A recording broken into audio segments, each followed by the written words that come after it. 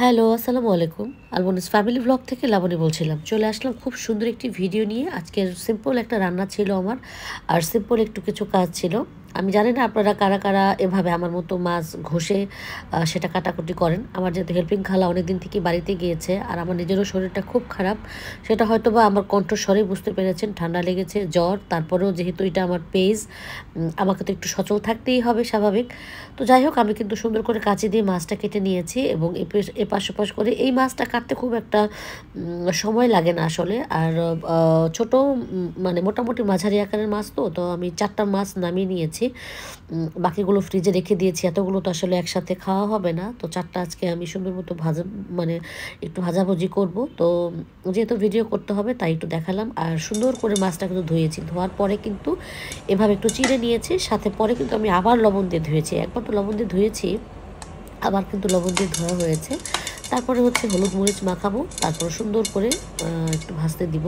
আজকে আসলে আমার খেতে ইচ্ছে করছিল পাতলা ডাল দিয়ে লেবু, সাথে কাঁচামরিচ থাকবে, মাছ ভাজা দিয়ে একটু ভাত খাবো ভেবেছিলাম। রুই মাছ ভাজবো, তো ভাবলাম যে না, রুই মাছ আজকে করবো না। তো এটাই করবো, যেহেতু কাটাকুটিতে ঝামেলা তেমন একটা নাই।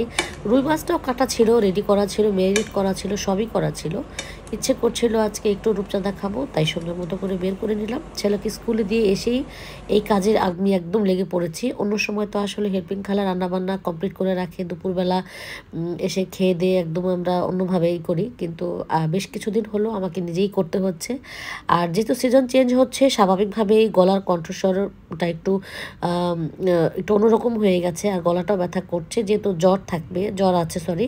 আর এই সিজনে সবারই জ্বর থাকবে, কাশি ঠান্ডা থাকবে, এটাই স্বাভাবিক। আর আমার না হয় প্রথম দিকেই ধরে গেল, তারপরে সারা শীতে হয়তো বা কোনো একটা প্রবলেম হবে না।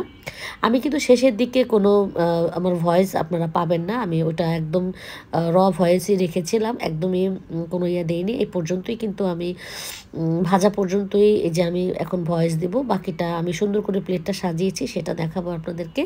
তখন আর সেখানে ভয়েস দেওয়ার কোনো প্রয়োজন আমি মনে করছি না। আর এই তো ভাজাভাজি হচ্ছে, 2 পিস করে ভেজে নিচ্ছি।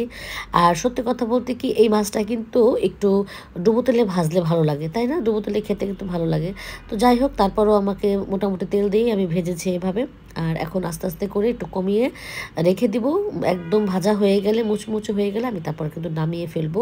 আর এটার মধ্যে ভেবেছিলাম একটু বেরেস্তা দেবো, কিন্তু সত্যি কথা বলতে কি সময় ছিল না, যেহেতু আবার স্কুলে যেতে হবে। আর একটু গোসল টোসল করে খেয়ে দিয়ে যেহেতু আমি বের হয়ে যাব, তাই আর আমি তেমন একটা করিনি। এখন কিন্তু আপনারা ভয়েস ছাড়াই একটু শুনে নেবেন।